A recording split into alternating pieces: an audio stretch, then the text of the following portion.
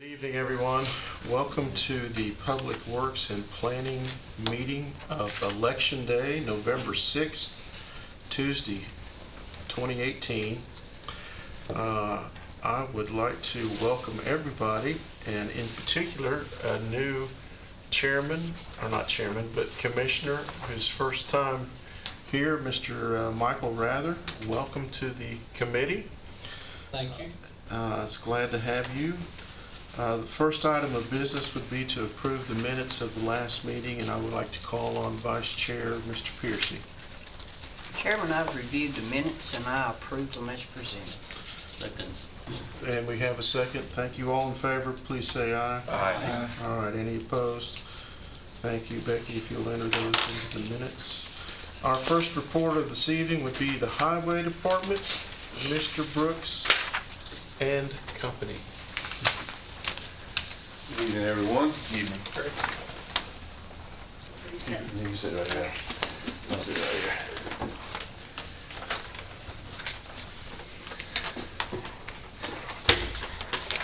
Hope everyone's doing well. We have a couple of things tonight.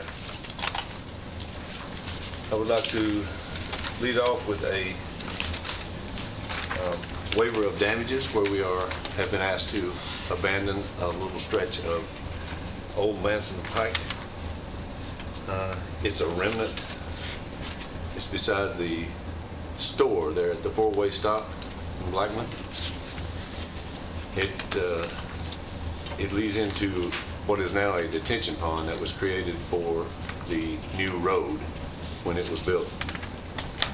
So the gentleman that owns the end of it, both sides, wanted to have it abandoned, and so what we're doing is abandoning the last 134 feet of it. That will leave 220 feet, if I'm not mistaken. And that gets to the back of the existing store property. So all of the property owners that were affected, in this case, were one by this request. It was approved by the road board Monday morning. And now we present it to you.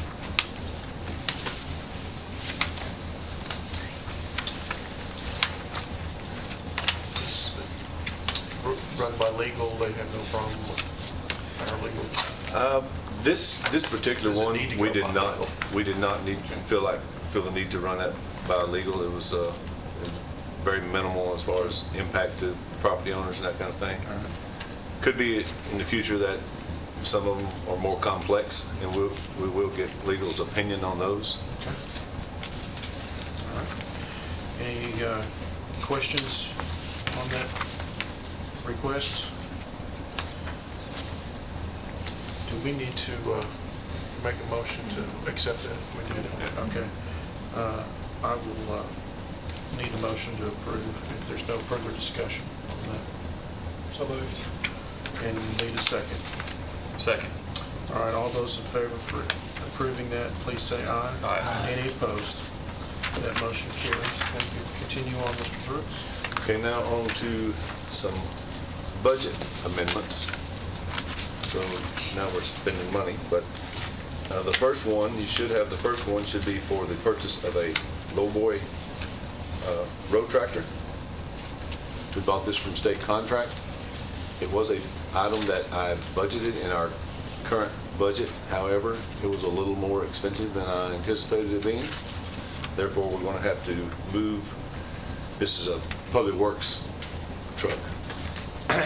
This will be a public works truck. We're going to have to move from their fund balance $35,000 into an increase into their expenditures to cover the cost of that tractor, road tractor, truck. I've got a question, Greg, and Mary Ketchard, you might be able to help me a little bit. If, hypothetically moving forward, if we enter into any type of fleet agreement that we talked about at property management, would this be a vehicle that would fall under that arrangement that we might be able to get a better deal? I don't know what the cost would have been, a good deal or bad deal, but I'm just curious from conversations we've been having. My question to the superintendent would be, This was on the current state contract. Okay. So this is not an item that we put out to public bid. Okay. So we bought this off the state, we piggybacked on state contract and bought My this. question, what does the vehicle actually do? It pulls a trailer. It's a semi truck that pulls a trailer. Semi? Yes. It's a road tractor. Yeah. Yeah. I'm 18-wheeler. Yeah, I'm thinking that we could probably do that, because they said that what we're doing, Greg, is... I've heard a little bit of that conversation. Yes, sir. Yes, sir. We're negotiating with, going to be negotiating with Enterprise Fleet Management. And they told us that the only thing that they can't work into it would be garbage trucks, I believe, fire trucks. Yeah, emergency vehicle or Emergency something like vehicles. that, but everything else. could be leased. Right. However, we're a month or so away, they've still got to come back and make a PowerPoint presentation. I think that what we've asked her to do is to come back and identify at least 20 vehicles. I think this would kind of be out of the realm of that, maybe. If you recall, or if you got the email that I had Vicki send out to you from Chattanooga, I was asked by the committee to find out what Chattanooga had done with Enterprise, and we sent that out to you, and they were very well pleased with it. So we may be moving forward, but from this tractor trailer, or just the tractor part, I think would be a little bit different. Okay. I think it would be. Yeah, I don't want to hold anything up. It just made me think about Sure. Yeah, by the time this we got into conversation that, with the yeah, fleet management. Okay. I feel comfortable The- in going forward with the tractor. It seems there would be some, this is a separate fund, this being a public works fund. I don't know that this would be Well, something that we could, It would be up to you anyway. Just like the sheriff to, we're going to start out in the general fund, the fleet of vehicles, and it would be up to you and your board if you would like, just like the sheriff, if they elect to come in, they can actually equip the sheriff's vehicles as well. right, And that way, every 3 years, you're turning over, you get a new vehicle, better safety features, et cetera. And because we've got some that are on our fleet, go back to 91, 98. yeah, we do as well. Yeah. So, We do that. if there's an interest from your board that they would like to participate, if the commission goes down this road and decides to contract with Enterprise, then it would be something in the future. But I think this tractor would be something, probably not something you want to start with. Sure. Yeah, it is kind of a fleet vehicle in my mind because it was on the statewide contract. Sure. The TDOT uses very similar equipment, Yeah. as you would imagine. Yeah, it was more, Greg, Yeah. just if we move forward and you have to do this again in a year, it's just something for Ooh, I hope road not. board. Yeah, I know, right, for the road board to consider, but yeah, I don't have a problem with this. I just was more curious than anything about the fleet management. Understand? Mr. Chairman, I'd like to make a motion that we approve the budget request as presented and move it forward to the budget committee. All right, thank you. And we have a second. We do have a roll call since this is spending money. Commissioner Dodd? Yes. Commissioner Jernigan? Yeah. Commissioner Piercy? Yes. Commissioner Sereno? Yes. Commissioner Turner? Yes. Commissioner Rather? Yes. Commissioner Cush? Yes. All right, that passes unanimously. Continue on, Mr. Brooks. Okay, the next one is, the next budget amendment we have tonight is for a salary increase. It would be a increase for every employee across the board. It amounts to 50 cents really per hour. And the total fund transfer would be $51,755 for highways, $7,420 for public works. That covers the salary and the benefits associated with it. It totals out to $59,175. This is something that would start January 1, and we would move this money from our fund balance, our respective fund balance, highway and PW. And that's how we would handle it for this the remaining half of this year. Moving forward, this is a reoccurring expense. So we are going to utilize some of the Improve Act money that we have coming our way now to, fortify the most valuable asset we have, which is our employees.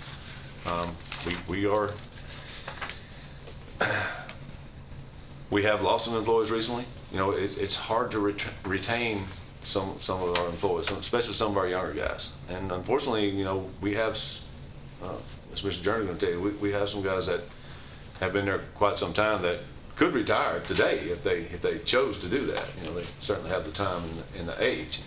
So we're trying to build our team with some younger players when we have the opportunity. And I think that you guys all have everyone has their finger on the pulse enough to realize that there's quite a bit of conversation about minimum wage and salaries going up and that kind of thing. And I think this is, my intention here is an effort to, fortify our employee base and retain the people that we bring on board. We need to be somewhat attractive. I've had some conversations with the city about what their intentions are and entry-level positions, what their pay would be. And, you see commercials on television and billboards on the interstate that talk about what different manufacturers in the area are paying entry-level. So we're just trying to inch on up and stay competitive. So that's what this is about. Does your office have a table they go by? The other county employees have a table that Sonia manages. We do. The table that you're speaking of is what we use, for lack of a better term, Mr. Dodd. It's kind of a jumping off one. It's an effort to keep things fair. I assume you're familiar with the table. You have a pay grade, and then you have a step across the top. And step is not necessarily a year. A step depends on a lot of things, but the pay grade, as you go down the table this way, the pay increases, and the responsibilities, of course, increase as well. And across the top of the step, it amounts to how long an employee has been with us, basically, and also their experience level in the position that we hired them to do. So I have used that table. I currently do use that table. And unfortunately for us, we're construction, really. That's highway department, but I feel like the table is not getting the job done for us on the entry-level positions. It has been and still remains beneficial in keeping a level playing field, with the experience and responsibilities. But I think Ms. Sonia and I are going to have to revisit the table when it comes to the highway department, because I don't believe it's adequate as it is currently written. Can't be competitive with the market right now. I cannot. And you can deviate from the table because Yes, I you're can. board driven, so you guys could just choose to deviate and reach out to us or whatever. That's correct. Are any of these exceeding your table thus far? Did these raises Well, at the top end? at the top end, no. At the top end, some of our guys, we've got guys that have been there 30 plus Sure. years. Yeah. So they dropped off the table, A long time ago. Yeah. already. But, there's certainly a value to a long-term employee that is, it's something that you can't replace. That experience, and, we rely on them heavily. I hope they stay with us, because as long as they're healthy and, and still have a level of enjoyment with what they do. You know, these young guys that I spoke of earlier, I'm relying on these older people to train these young guys and show them how to do it, and hopefully safely and to the level that we have to have. 59,000 Have that somewhere. will go in this year, and then at the end of the fiscal year, you'll apply for that in your new budget. Correct. It will be budgeted into our, You're asking for 59,000 to finish this year. right, from, like I said, from our respective fund balance of Public Works and Highway. Greg, was there a reason that this wasn't included in your budget Well, originally?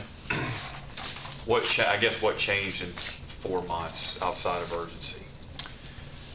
a couple of things.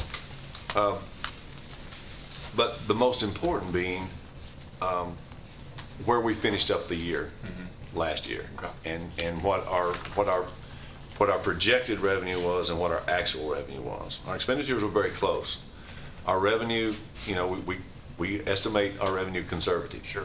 And then we also had the Improve Act money that was coming in that we had no track record of, we had no history of. You know, we knew it was coming, but all we'd seen is just projections.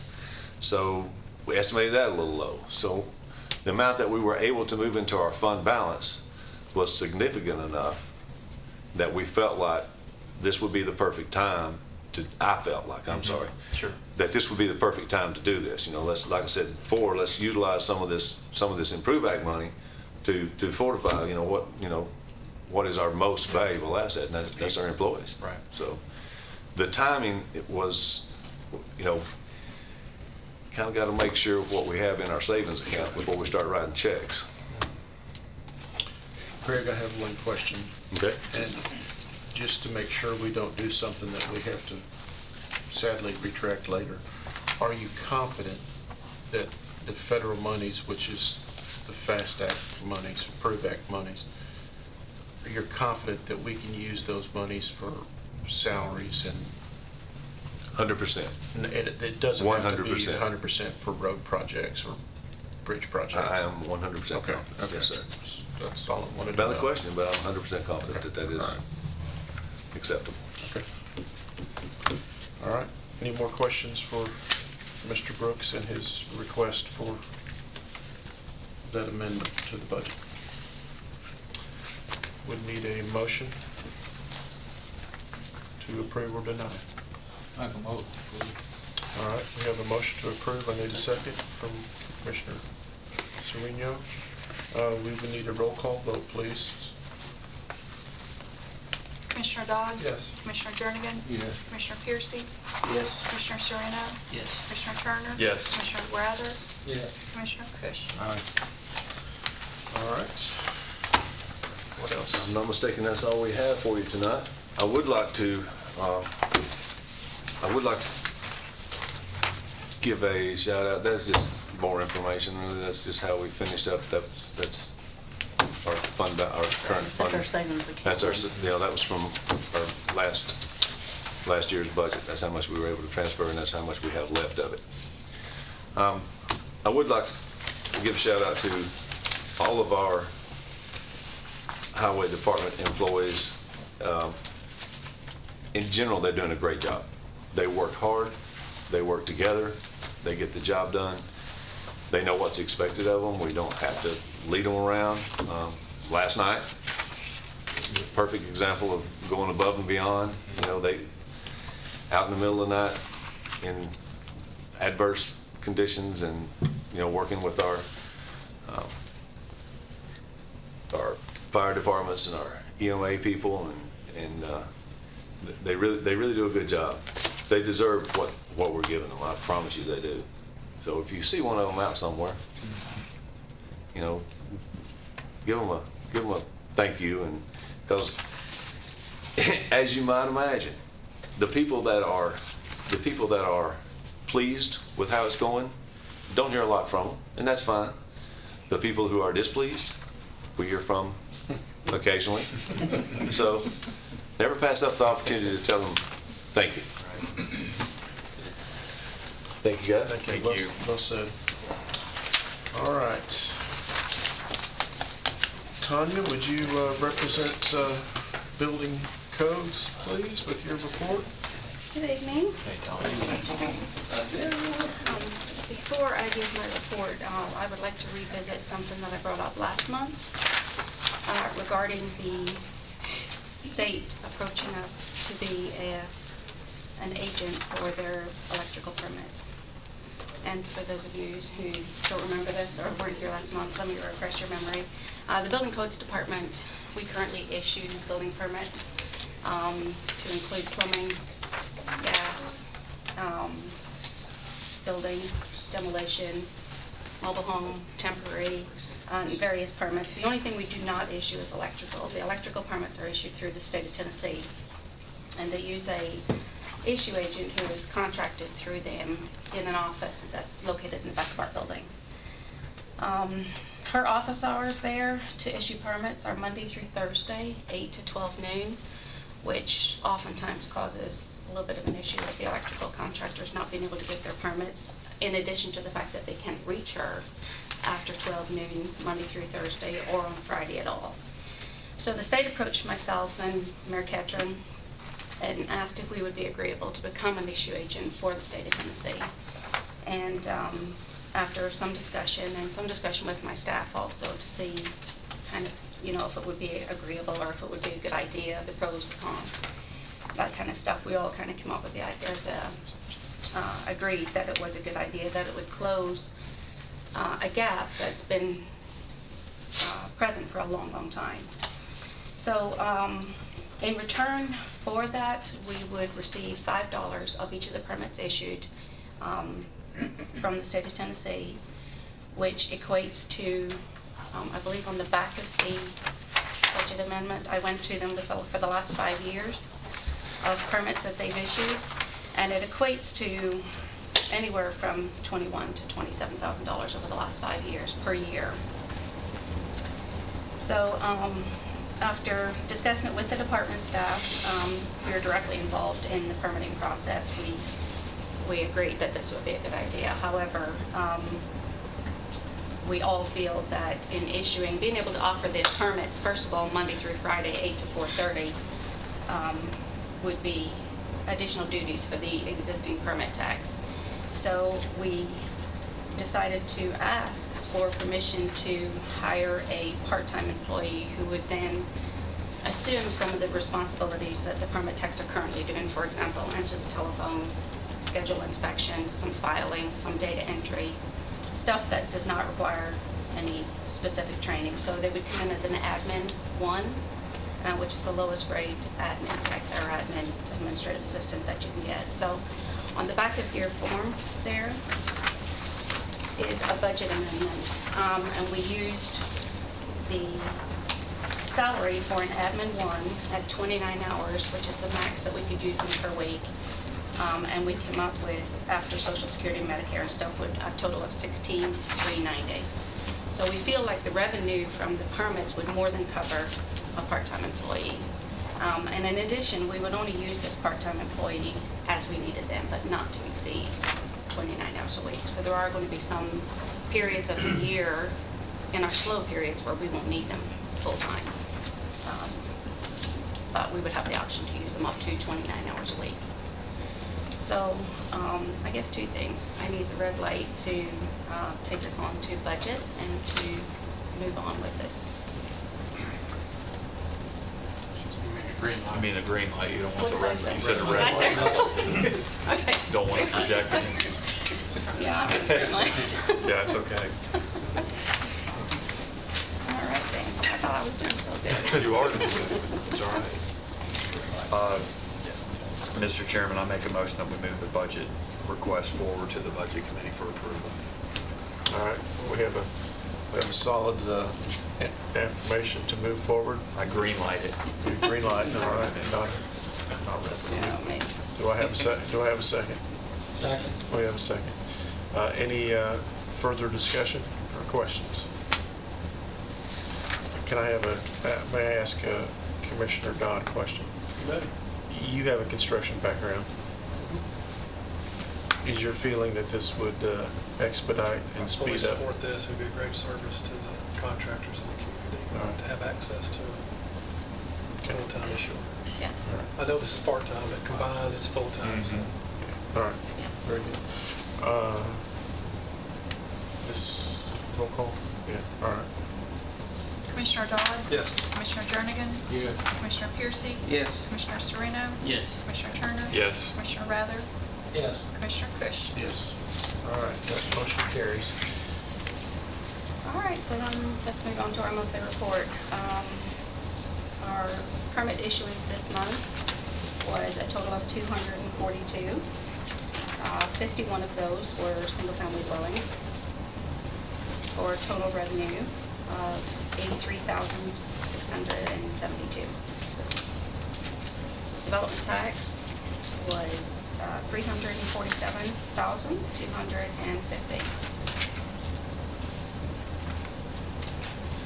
Nobody has any questions, I'll move on to zoning. Zoning enforcement, we had a total of 192 inspections this month.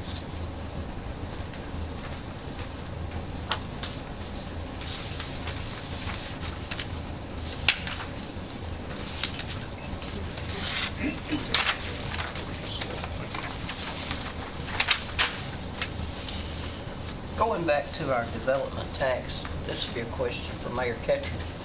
You see it in our future anytime to try to raise that fee we're charging there?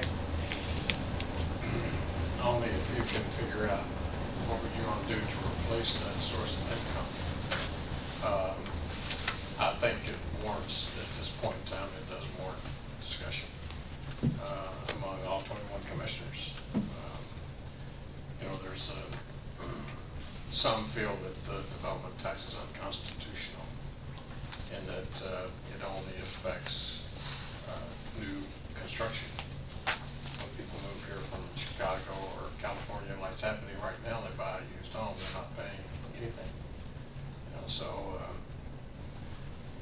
there was some thought as far as dropping that development tax and swapping it over to a tax that hit every title that were to be transferred.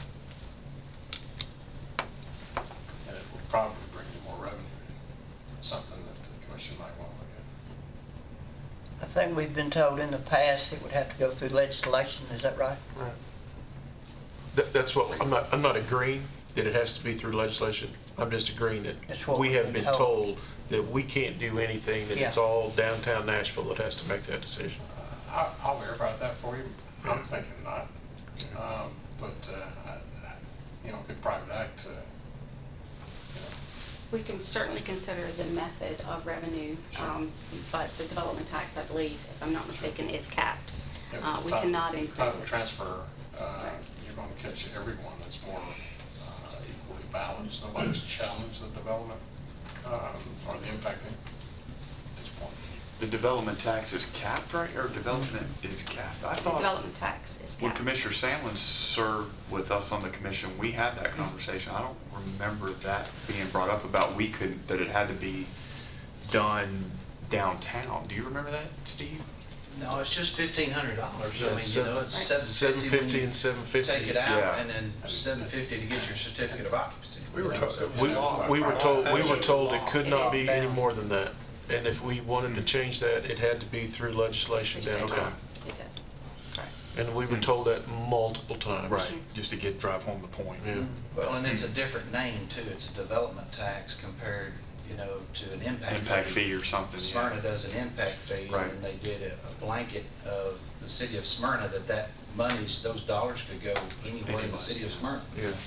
But Okay. I was on a committee where builders, developers, realtors were all in on this committee, and like the mayor said, there was a very good issue brought up with a transfer fee that would be across the board to all houses, even businesses if you wanted to, but basically residential that was transferred, and it would be a lower rate, but More during the revenue. downtime, when Yeah. building is not going on, you have a steady flow of transfers, and then when building's up, then you have a higher rate of transfers.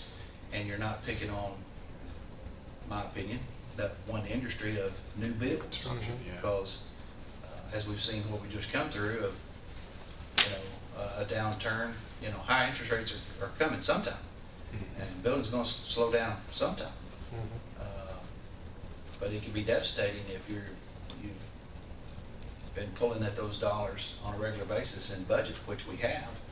But it's something to look at, and you need the realtors behind it, you need the builders behind it, you need the developers behind it, you need the county commission behind it, you need the mayors of every town behind it. So you're calling that a transfer fee, not an impact fee? Correct. Okay. What's the difference? Yeah, well, no, that's fine. Because I want to say that during the many years of discussion, I thought we were told that as long as you have a development fee, you could not have an impact fee as well. That's true. Okay. That's correct. So this is different language. So that's a code, but a transfer Yeah, on the title. Okay. Every time the title changes hands, yeah, Something new that you would drop the you would have to drop it. yeah. one and pick up the other and have a lower rate. Well, we certainly want to learn more. That's interesting, yeah. About what Yeah. options are financially.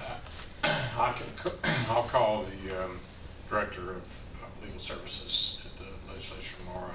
I'll get a question, I'll get an answer from you on that issue. But if this commission, the body, wants to think about that, you need to be prepared. Last day of bill cutoff is February, usually around the 8th or 9th. I don't know what the date's been set yet by the speakers, but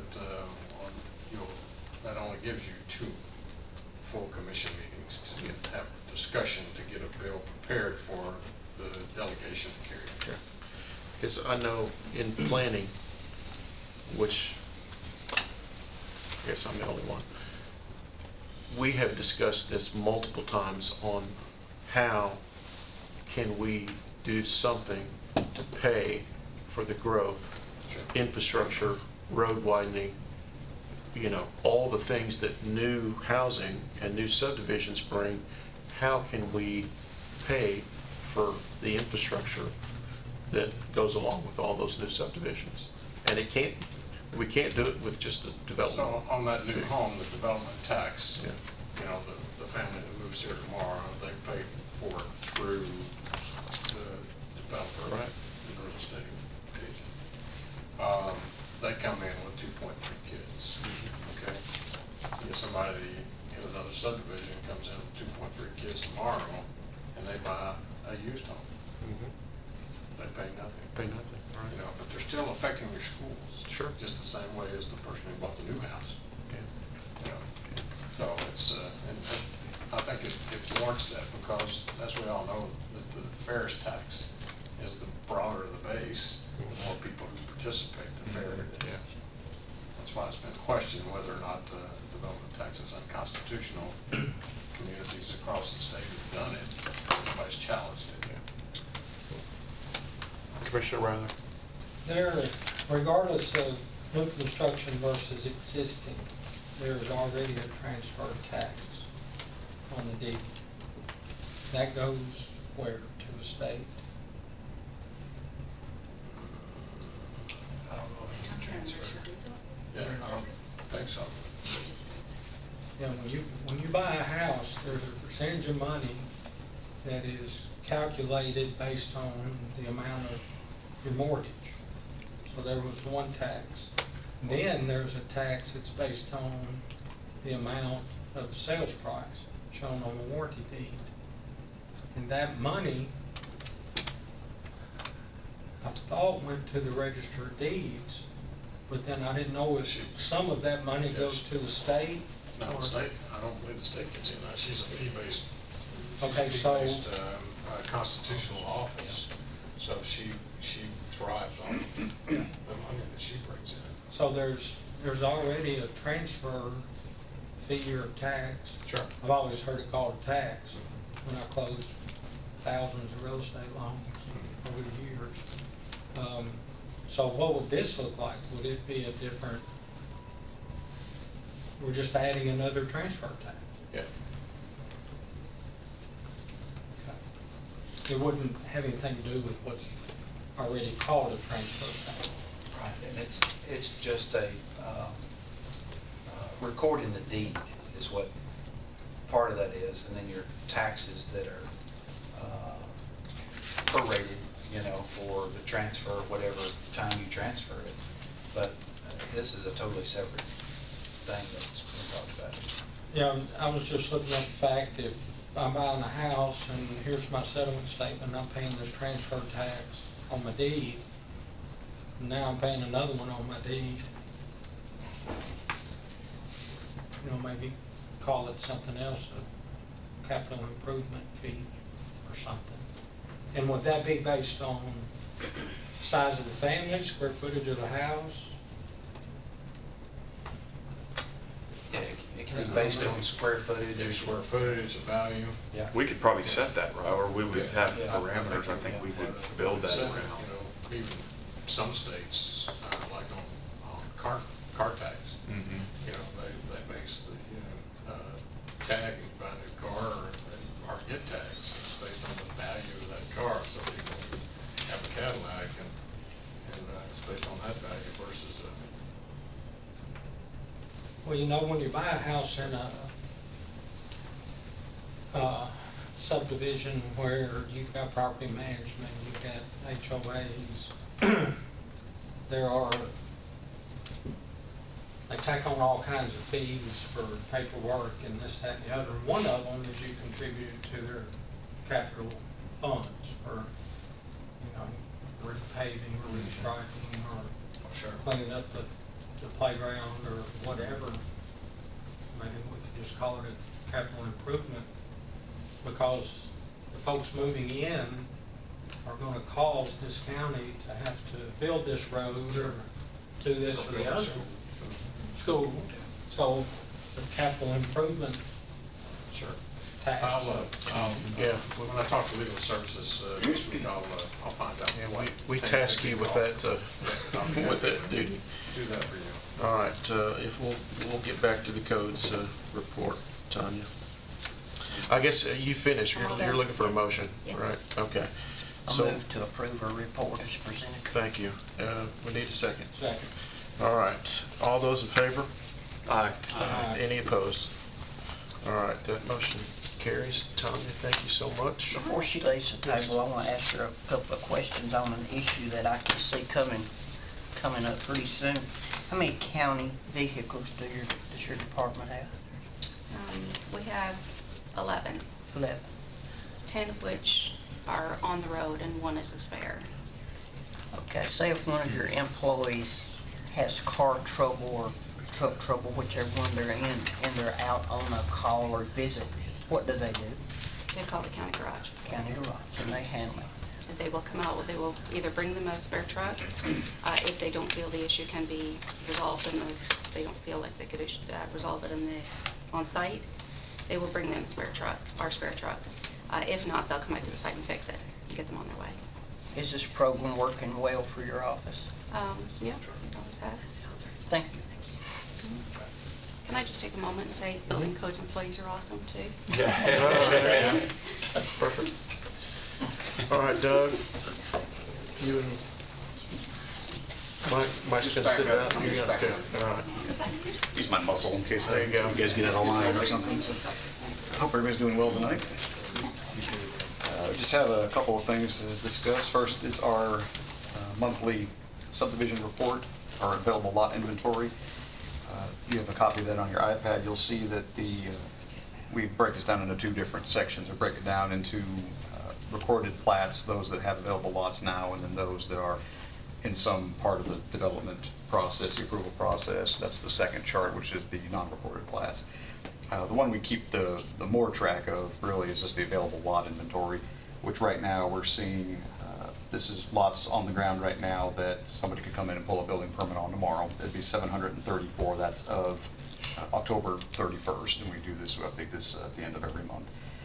That's, as you can see from this time last year, that's up about 100 lots. We've seen a lot more plats coming in, a lot more plats being recorded, so there's more lots available. We also have quite a bit, and look at another chart, we have quite a bit in the pipeline.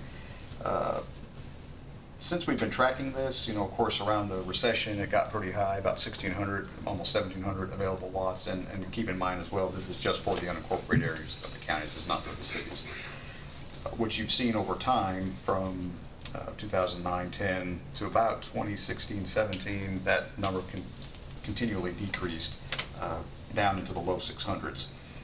Since that time, it's kind of hovered, all of last year it really hovered around somewhere in the 600 to 700 range. This year it's climbed up a little bit to the 700 range. So this time of year, it does typically slow down a little bit as far as development and building permits anyway. So the fact that this has gone up a little bit isn't really surprising, but it's been really doing more of this, the last year and a half or so. It's kind of fluctuating in that area. So it's not really going up considerably or down considerably, it's just kind of maintaining at the moment. So that's just for your information. No action is really required on that. The second part of our report tonight deals with the 2 rezoning cases that we have coming before the Board of Commissioners meeting next week. Both of these public hearings were, both of these zoning applications were approved unanimously by the Planning Commission. The first is for property located along Highway 99, 10963. The applicant's requesting to zone the property to commercial general to operate an aftermarket vehicle upfitting company. There is an existing mobile home on a property which would be removed. The materials submitted by the applicant, which are included on the iPads within our report, say that primarily they deal with trucks, vans, and Jeeps, but they're not necessarily limited to those. They sell retail parts and perform minor installation of accessories. We're not talking like body shop or vehicle repair or maintenance or anything like that. This is just installation of these parts and accessories that they have. They sell items such as camper shells, safety lights, racks, etc. The reason they're asking for commercial general, which is our heaviest commercial zone as opposed to maybe commercial services, is the fact that in the future they've indicated they may also want to sell all-terrain vehicles, ATVs, similar type vehicles, which would fall under motor vehicle sales, which is only allowed in a commercial general zone. It's not allowed in either of the other 2 lighter commercial zones. So that's why they are asking for that. They would continue to have access along Highway 99. There is a concept plan that was submitted with the application, which you can see on your iPads as well. Of course, any access would have to have TDOT approval, as well as a site plan approval by our office. That would have to go through the Planning Commission, similar with the landscaping and also the performance standards. We felt that this was an appropriate request. Highway 99 is an arterial road, and the comprehensive plan does anticipate non-residential development along these roads. And it's also within the suburban belt character area, which again anticipates these type of uses. It's also about a quarter of a mile from an existing commercial use of well. So staff did recommend approval. There were some questions regarding allowable uses in the commercial general zone during the Public Planning Commission's meeting. There was also some questions regarding the type of materials, new versus used, being sold. These are new part sales, is what the applicant indicated during the public hearing. Again, after the public hearing, this application was recommended approved by the Planning Commission. The second application is for property located along Shelbyville Pike, 231 South. This is for a planned development application. This is for a residential subdivision, single-family residential subdivision. The applicant's requesting to zone the subject property planned unit development, again for a single-family development. The entirety of the large parcel 1.07 is included with this request, along with portions of a couple other parcels. Woodruff Cove is the proposed name of the development. It will consist of 200 lots, which is about 1.74 units per acre. Minimum lot size would be about 7,000 square feet, with typical lot size of 7,500. House sizes are a minimum of 1,300 square feet. They do propose sidewalks on one side of the street, and the development will also utilize a centralized rail system. That's something that we've been discussing at the Planning Commission. We'll have some more discussion on here at our meeting next week. They will also have street lights. Homes will be vinyl sided with masonry and stone bases from the base to the bottom of the windows. The pattern book for this development is also on your iPads, so if you have specific questions on that, I'll be more than happy to discuss those. The concept plan does show access point onto Shelbyville Pike and 2 proposed access points to the Davenport Station subdivision, which is directly to the north of this, and then 2 access points to the south for potential future connections to Crescent Lane. The applicant will be required to submit a traffic study along with a preliminary plan should this be approved. And since Shelbyville Pike is a state federal highway, TDOT approval will be required for any access drives. Staff did feel comfortable with the proposed design. The density within the development does meet the recommendations of the county's comprehensive plan. Staff's primary concern was the timing of the connections to Davenport Station. There's been a lot of discussion regarding the proposed light at Rucker Road and 231 with the Davenport Station subdivision. That's really probably going to be installed probably sooner than later. Their next section that they're going to be looking at is going to include the provision of that traffic signal at that intersection for Davenport Station. So by the time this development really gets ramped up and going, staff anticipates that signal being in and the connections being made to that development in the future after that. So again, after discussion, this Planning Commission did recommend approval of this application as well. So I'll be happy to answer any questions you may have. What was your comment about the sidewalks? They're going to be on one side of the road as opposed to both sides. The development will have sidewalks on one side of each road. Why? That's just what they're proposing. It's not that. We see several developments that do it that way. How do they determine which side?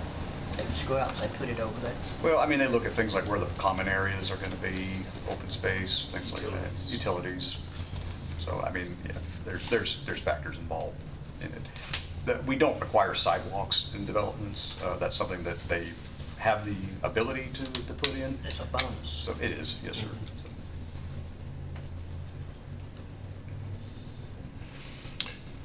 Any more questions for Doug? If not, we will need a motion to accept his report. Motion to approve his report. Thank you. All right, all in favor? Any opposed?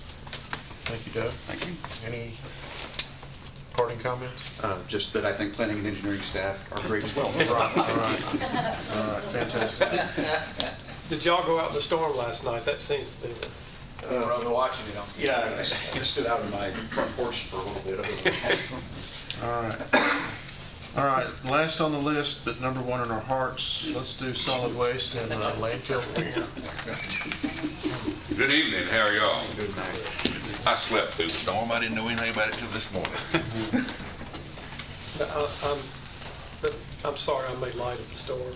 I just made light of the storm and it had serious consequences in the community, so forgive me for making light of a serious situation. First, let me share with you a little information. We had our household hazardous waste collection event this past Saturday.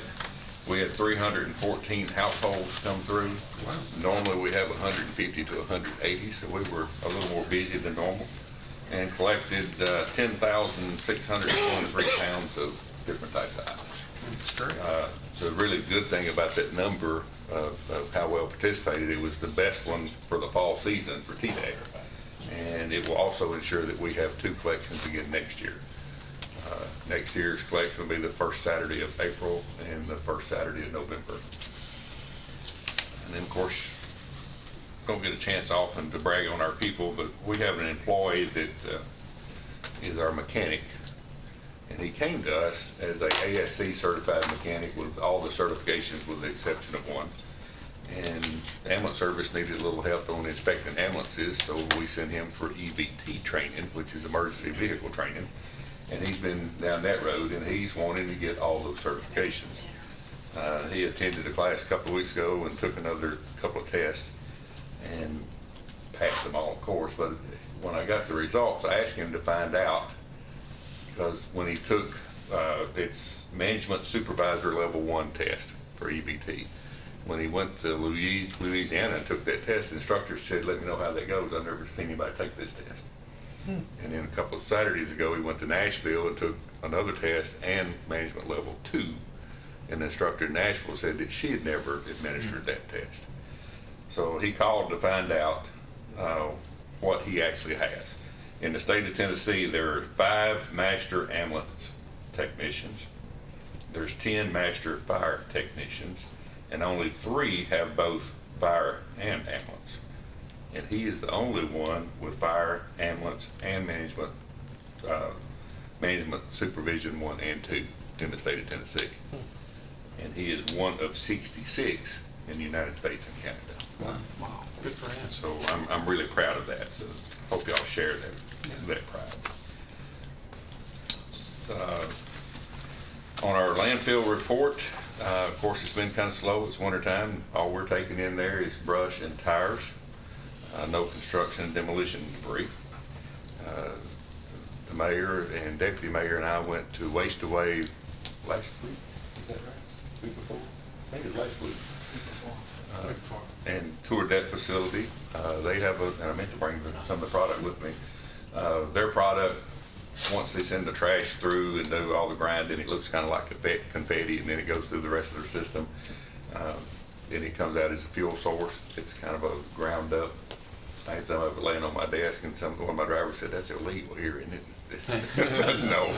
And then it also makes a pellet, but it's a really good tour. So that's, just a possible solution for us on just garbage. There's a lot of things that they can't run through that system. And then last month, shortly after our meeting, Commissioner Cush and I had an email conversation about charging at our landfill. So wanted to have that discussion. Our sign says, and it's always been there, is if you come to the Rutherford County landfill in a Rutherford County vehicle and you're a Rutherford County resident, you get up to 1 ton at no charge, and after that 1 ton you start getting charged. And the question came up because a resident came in, truly is a resident, but he had borrowed the vehicle from his son and had out-of-county tags, so he didn't qualify for the free. So he was not happy about that. And tried to explain that to him. He wanted to talk to somebody else, so I gave him Commissioner Cush's number, let him talk to him. While he was at the gate, Yeah. trying to, yeah. So we got work here. What would have been the fee? It was $4. 4? And it's, pickup truckload of brush is not very heavy, unless you've got the, the firewood part of it along there with it. But where I'd like to go with that is, that has been a problem for a long, long time. I'd like to do away with free disposal at all, just everybody pays. That's where I'd like to go. And if y'all would agree with that, then we can move forward, or maybe you don't agree with that, but that's kind of where I'd like for the discussion to go.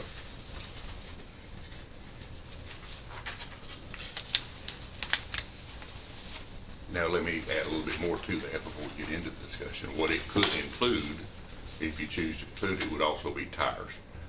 The way we're set up for tires, if you go to the Rutherford County landfill, you get to dispose up to 10 per year at no charge. If you go to one of the 3 convenience centers / recycle centers that accepts tires, they'll accept up to 4 per day.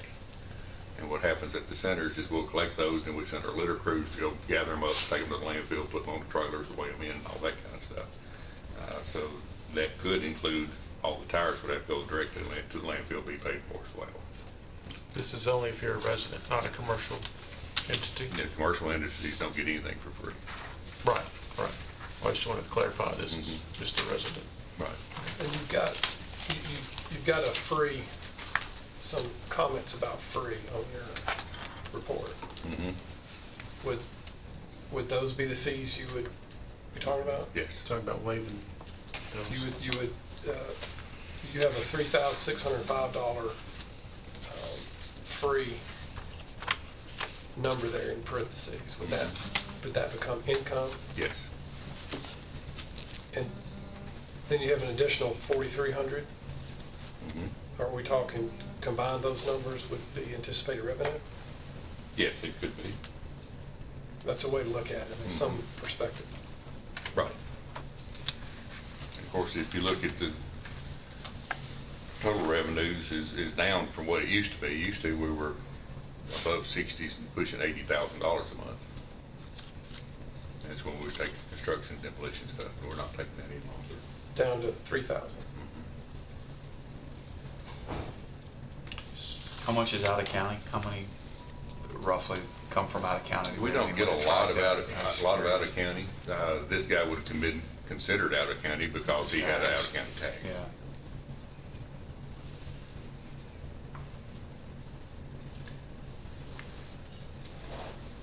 Do we still get a lot of tires dumped on the side of the road out in the rural Yeah, areas I of got the a county? call today, returned a call during a break. I hadn't been in a class all day. On Elam Road, there's a fire hydrant out there pretty close to where the river and Old Road ran. Somebody dumped a whole load of tires. It must have been a dump truck on top of the fire hydrant. So that's probably a commercial. Yes. Okay.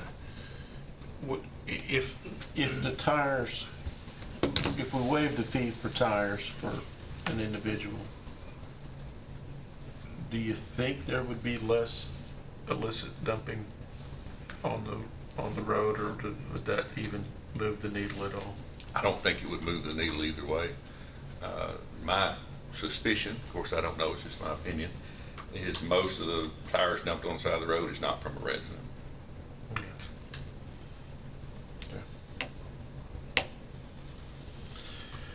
All right, so And to help with that, I had talked to a lady yesterday,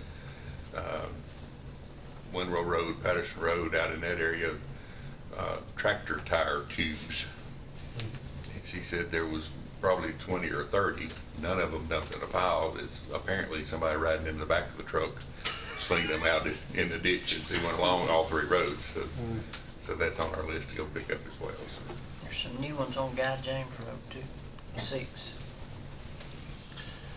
So I think if I hear you right, you're asking for us to consider at our landfill, which is just brush and tires only, to waive the fees for Rutherford County residents.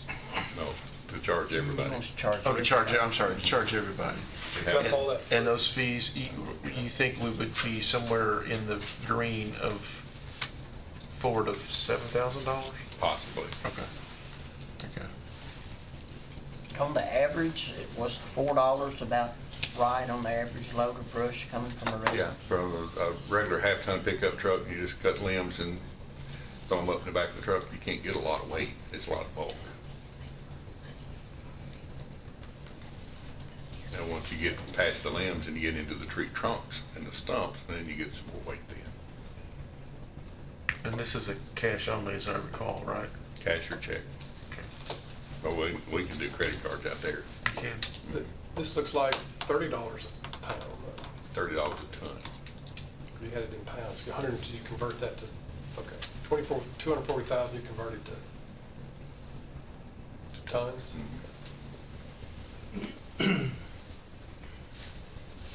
Of course, we don't have to make a decision tonight. If y'all want to think on it, that's fine. I'm not opposed to that. Well, whether it's Rutherford County or my house or your house, everything's going up. And I remember when we were in Sevierville, that question was asked of that director. And I liked his comment. Nobody comes through here free. And, if we're talking $4, $5, I think people ought to pay it. Because we're not just losing the $4,000 or $5,000, it's costing us how much more to deal with it. So we've lost money that way, and then we've lost the fee money. I just think it should be straight across the board. If you show up and you come through a certain point, you're gonna have to pay some money. Right. What would be the difference from charging them $4 at the brush facility and charging Ms. Jones $2 a sack at the convenience center? We don't charge at the convenience I center. see, but what would be the difference?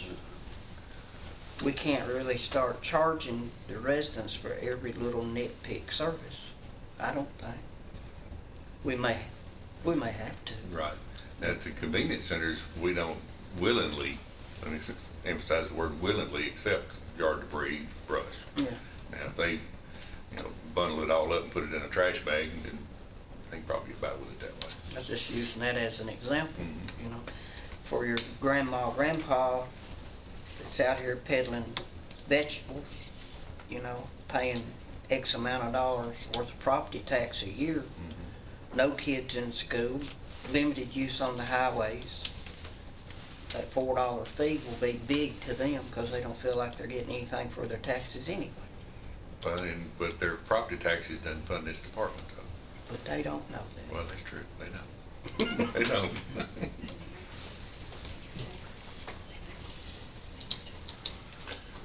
Do we want to continue discussion? Do we want to bring it to a vote? Do you want to sleep on it and bring it back December 3rd, which is our, I believe December 3rd is our next meeting?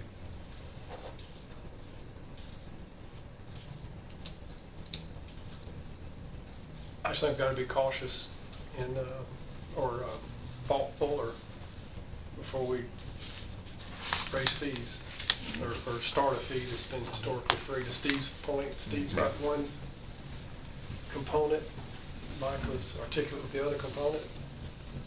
I would like to You want to table it? table it, reconsider it. I'm good with that. All right. Okay. All right, we will table that, Mac, but I would challenge all the members to give it serious thought and be prepared to perhaps bring it to a vote December 3rd at our next meeting. Then let's see the revenues explicitly presented rather than having to pull them out. Just, kind of share with us what anticipated revenues would be. My personal opinion is tires. I mean, we ought to be charging for tires because there is real cost to handle that and dispose of that. Brush is kind of a gray area, but See, our tires is $65 a ton is what it costs us to recycle the tires.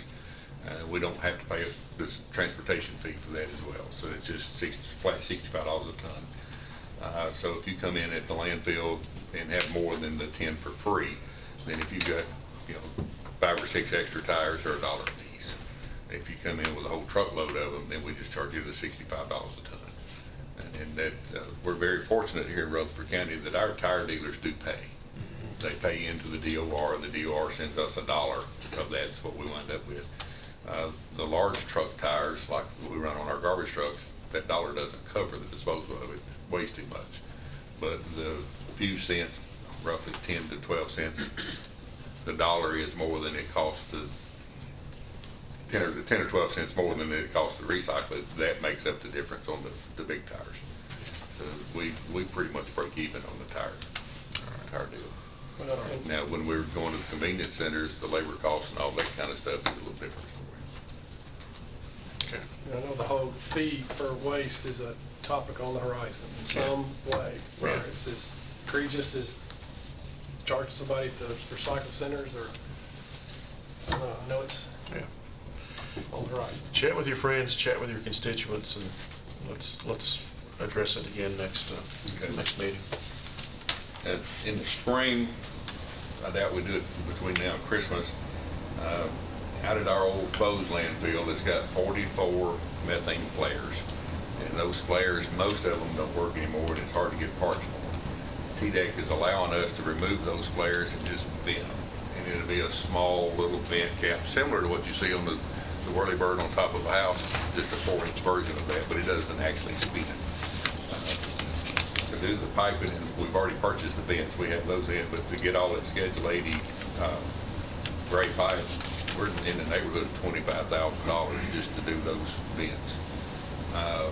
The original plan was to put a sweeping Y in it to where they could drop a pump down in it and pump water if necessary. So we've deleted that Y out of it, and that's going to save some money there. But we'll wind up having to do a budget amendment when we get ready to order those. Why would you delete access to pump? I'm sorry, did I misunderstand you? No, sir, you didn't.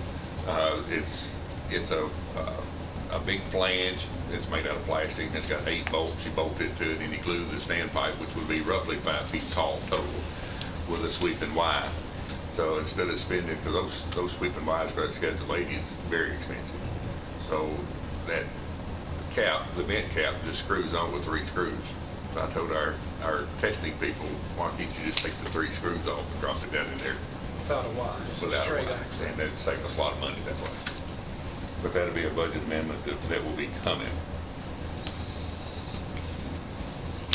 How many flares do you have, or liver? 44.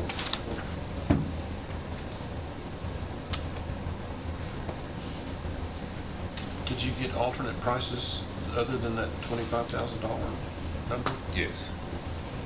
Okay. And of course, nobody here carries all those parts, so we'll have to special order all of it. Went through 3 different bank vendors, and I thought one in Nashville would be the cheapest, and they're the most expensive. But of course, with our, was it $25,000, we have to go out for bid. But we still have to have the 3 written quotes, so we'll get those. And of course, we'll pick the cheapest one.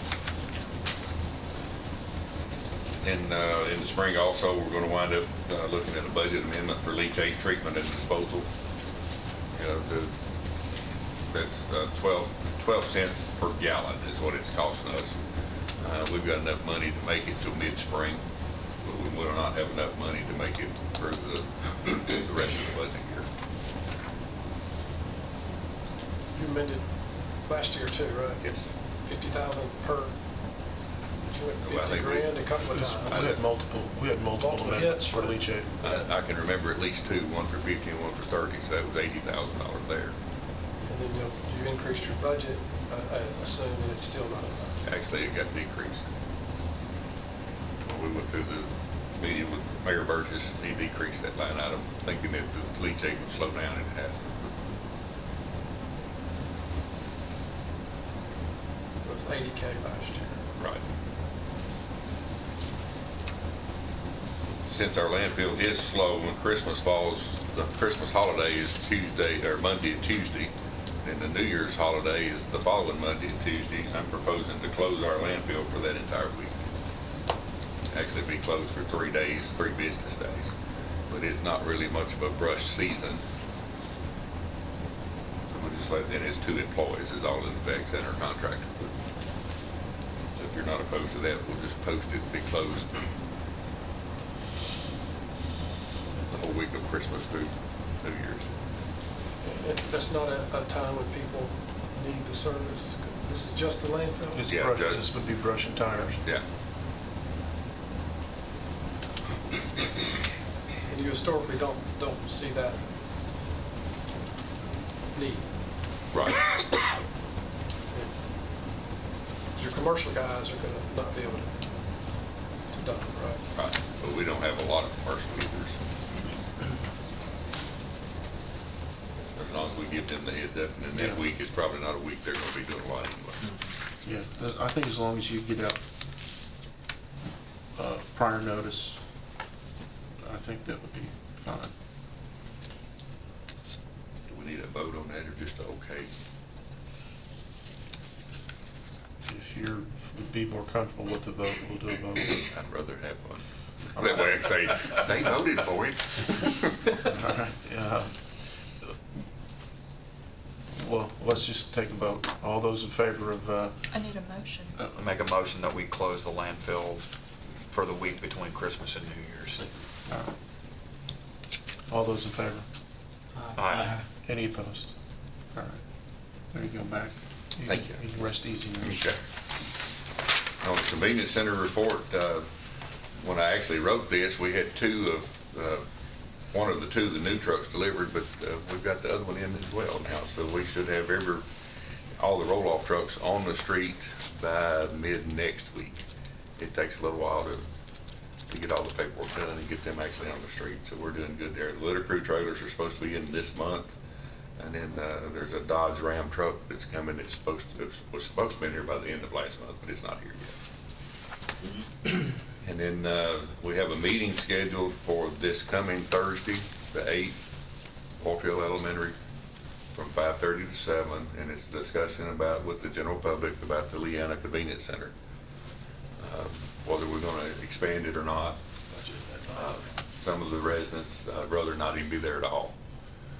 But we've got members from our consulting group, which is Triad. They're in our consulting group at the landfill, and they're also doing the drawings for the convenience center. They'll be there with each of the plans that the concept plans that we've already had. to show those and then have the discussion on what the plans are to try to do.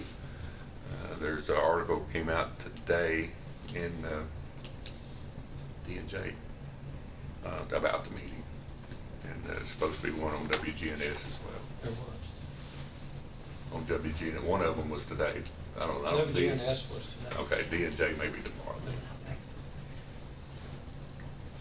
Do you then anticipate us having a vote on that on the December 3rd meeting?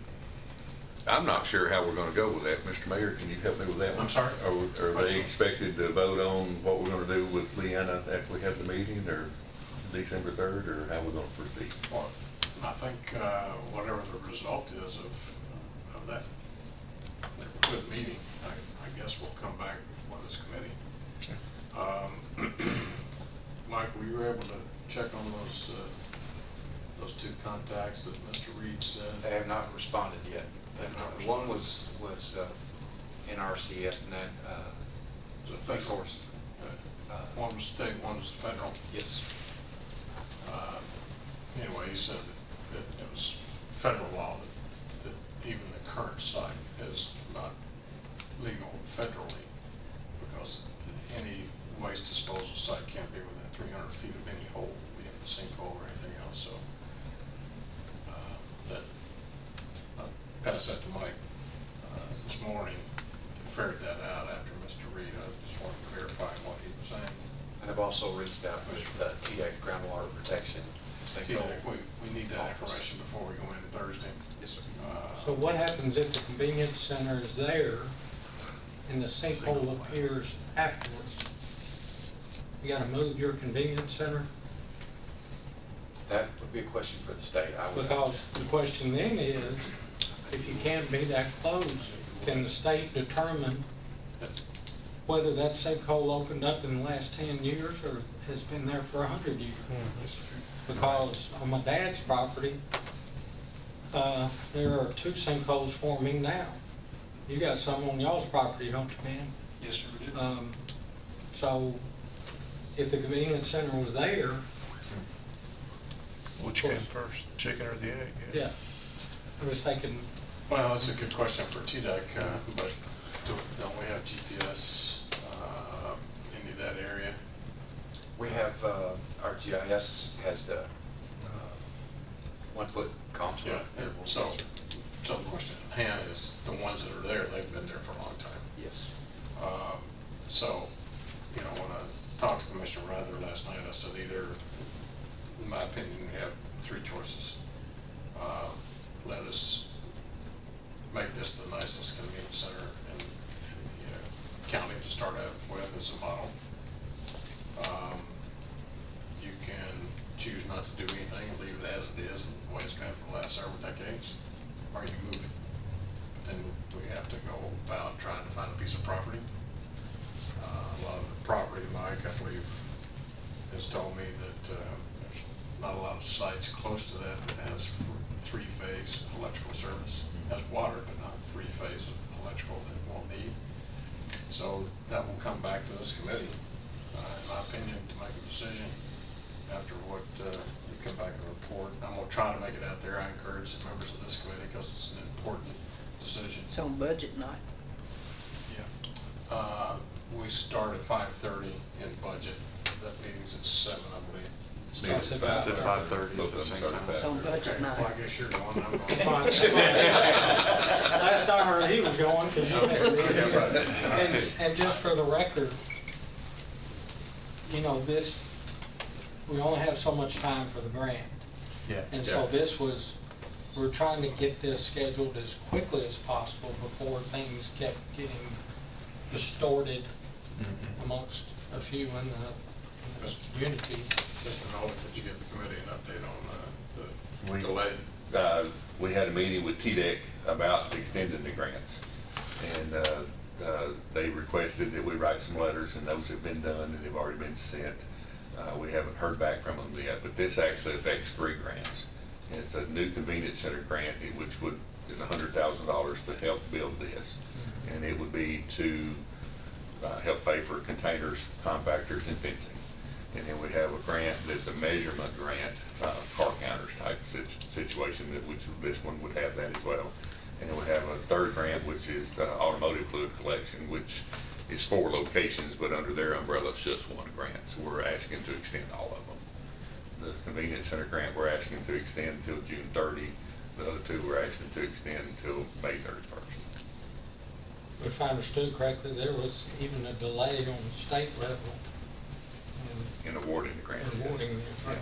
So, but before things got more out of hand in that community, I was trying to get something scheduled as quickly as possible. Right.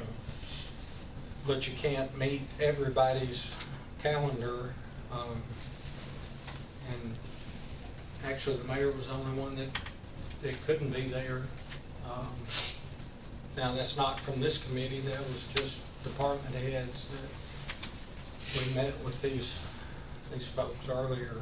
And then the guy from Triad was coming. So, you know, I called Mac and said, hey, there's a budget meeting that night, but that meeting really needs to happen quickly, as quickly as possible, to stop the rumors, the questions. Here's what it is, here's some conceptual plans, what are your comments, you like it, you hate it, whatever. But at least the community out there knows what's going on, because for several months, when the ball fences started coming down, I mean, it was just a lot of this going on all over that community. So that's why we want to do as quickly as possible, and I couldn't figure out how to do it quickly without affecting some committee or board or something. So November 8th was about as quick as we could do it. And next week, some of us that need to be there couldn't make it, where ours wouldn't line up, and you're gonna get into Thanksgiving pretty quickly after that, so. And I thought for the protection of the mayor, it'd be best for him to be at the budget meeting. What's the closest center to that? Walker Hill? Walter Hill, right? Walker Hill's the next closest, yes. Could closing it not be option 4? I thought that was 3. That was 3. Option 3 is To closing. close it completely and not move? Right. Oh, gotcha, yeah, okay. Oh. And That what is a fourth you're option. gonna have, if you close that center out there, Mac's gonna be busier, because just off Sulphur Springs on Shackler, coming from the non-Will Jordan side of Shackler, for years, there was a little paved entrance that's just stubbed right there and stopped, and there were actually a few 8-yard dumpsters or something, and they would fill up the whole side of the road. So what's gonna happen, in my opinion, if there's not a convenience center any closer to Walter Hill, there's gonna be a lot more trash dumped on the side of the road. I mean, I called Mac about a couch the other day. They're just, people are gonna continue to do that, but I think you're gonna see that a lot more out there, especially in certain areas. They're not gonna drive to Walter Hill. I do, when I have recyclables, Yeah. I go to Walter Hill, because Walter Hill does that, Leanne does it. And I'm, 2 miles from the center, from Leanne, and about 4 miles from Walter Hill. All right, so Mike, sounds like you have a deadline on getting some information back from TDEC by Thursday. All right, Mac, continue on. Okay, the last thing I have would be holiday closures for this month. Landfill will be closed Thursday and Friday for Thanksgiving. Convenience centers / recycle centers will be closed Thursday only. Haley Road Recycle Center only will be closed Thursday and Friday, and then open back up on Saturday on their regular schedule. All right. Do you want a vote on that as well? Those are, Okay. that's our normal All right. way to do those. And that's all I have. All right. Thank you. Any other business before the committee? Seeing none, our next meeting is scheduled for December 3rd. So, I'm sorry, is December 3rd a Monday? Is it perhaps the 4th? Perhaps it is. I have it on I may my, have, I have it on my printed document that Nikki sent out earlier in the year. It's the fourth, Mr. Chairman. It is, okay. Thank you so much for that correction. Steering is on the third. Mr. Chairman. Yes, sir. I just like, it came up, Commissioner Dodd made a comment about the storm last night, and I just would ask that we all keep Scott Walker, his family, Marlon Walker, were friends through WGNS over the years. They've been a good community servant and probably struggling tonight, after a loss of his wife.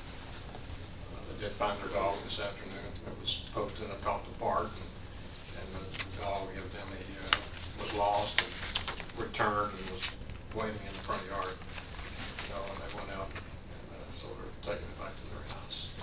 It's going to be tough on them, but keep them in your thoughts and prayers. And thank you to all the first responders, our law enforcement, dispatch, everybody that responded last night. Thank you. And thank you for that comment. All right, meeting adjourned.